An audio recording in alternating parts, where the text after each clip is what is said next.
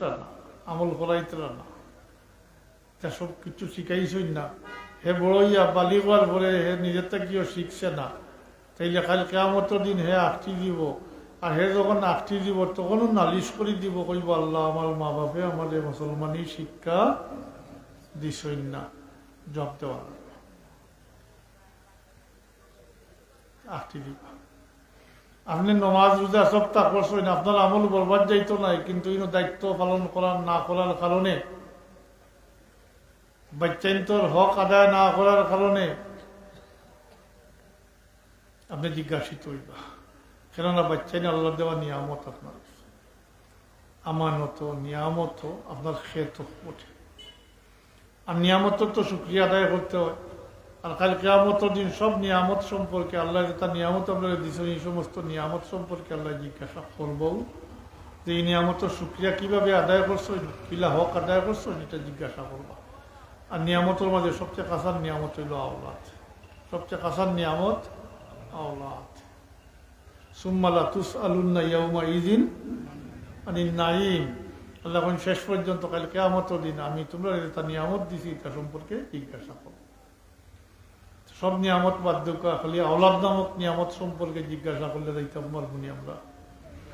তাইলে এখন পরিষ্কার হয়ে গেছে, যেহেতু ইসালে সবর মহফিল করছেন, নিজের চিন্তা করেনতে দুইটা পথ খোলা আছে। একটা হইল হয় যেভাবে চলতা ওলা চলতা, কিয়ামতের দিন যেতে ওইবার হইব, এত এখন দেখা যান না, মাতই না যেটা হইব, তাইলেও যেভাবে চলতা ওলা চলতা। আর যদি সাইন বলে নেককার সন্তানের জরিয়া খাইল কিয়ামতের দিন নাজাত পাইতা, তাইলে বাচ্চান্তর প্রতি খেয়াল করি বাচ্চান্তরে মুসলমানি শিক্ষা দিয়া নেককার বানাইয়া রাখিয়া যাইতে খাইল কিয়ামতের দিন বাচ্চান্তর ওসিলা নাজাত পাইবা। দুইটা অপশন আছে, কোনটা আপনারা গ্রহণ করতে চান আপনারা রইল বিষয়।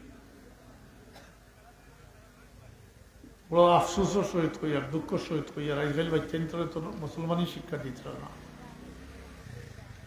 মুসলমানই শিখাইতরা না, নমাজ রোজা কলমাও জানে না, দুরূদ শরীফ পড়া জানে না, কিচ্ছু জানে না। ইটা বাচ্চান যদি আপনি দুই সাইড কুড়ি রাখিয়া দেন কিছু পাইবানি, উবাইয়া সিসি বলে জি পাইতা না।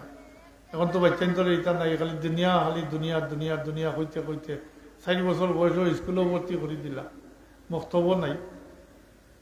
আপনারা মসজিদে মক্তব্য আছেন জি আসেনি? গরিব হলে পড়েন, ধনী হলে নাই, ধনীর লাগে নাই, ধনীর তার প্রয়োজন নেই। ও যে সকালে উঠে স্কুলে যায়নি, আসেনি স্কুলে কলমা শিকার ব্যবস্থা, নামাজ শিকার ব্যবস্থা, এইটা বড়ই আর নামাজও আইবানি আইননি। দুনিয়ায় তো অতটুকু অন্ধ মাঝে ফেলাই দিছে, অন্ধ হয়ে গেছেন দুনিয়ার কারণে। আমি রেজাল্ট দিকে তাড়াতাড়ি পড়িয়া পরীক্ষা দিয়া পাস করিয়া চাকরি করবো না, বিদেশ করিয়া টেকাও দিব জি। কিন্তু জানিয়া রাখো কাইল ও যে বাচ্চারে আপনি পালি বসিয়া বড় করটা শিক্ষা দীক্ষা দিয়া তারে রুজি করিয়া আপনারে খাওয়ার, কিন্তু আপনার বাইর কারণে আপনাদের জিজ্ঞাসা করা হইতো না, আপনার বেটার কারণে আপনাদের জিজ্ঞাসা করা হইত। আপনার আওলাদে আপনার একটাই বা অন্য কেউ নাই, এই ক্ষেত্রে আওলাদে একটাই বা অন্য ক্ষেত্রে বাইয়ে না।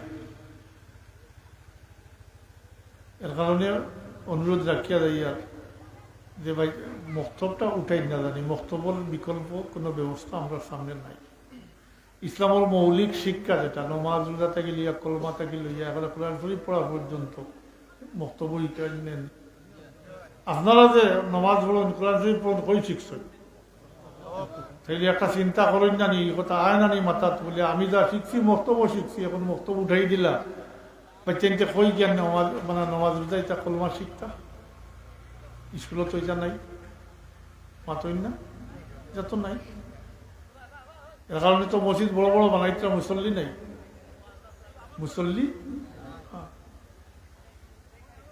এই চিন্তা করেন না জানি বলে আমি পড়ি আর আমি মুসলমান হলে আমি হওয়ার কোনো সুযোগ নাই। মুসলমান দায়িত্বশীল, আপনি একা ব্যস্ত এইবার চিন্তা ছাড়িয়ে দিতে হইব, কারণ আপনার আল্লাহর হুকুম হইল আপনি নিজে দুজোহর আগুন থেকে বাঁচতা, আপনার পরিবার পরিজনের দুজোহর আগুন থেকে বাঁচাইতা। কু আনফুসাকুম ওয়া আহলিকুম নারা।